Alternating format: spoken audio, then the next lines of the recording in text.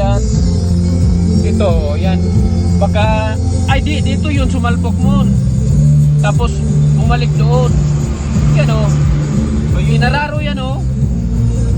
Yan o, dito, inararo yan. Inararo yan. Tapos doon o. Ay, kargang bakal. Bakal o, yan o, inararo yun. Yan, mga bakal niya o, tapon-tapon o. Yan o.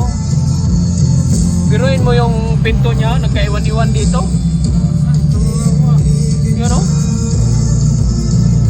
Patay talaga yung ano niyan.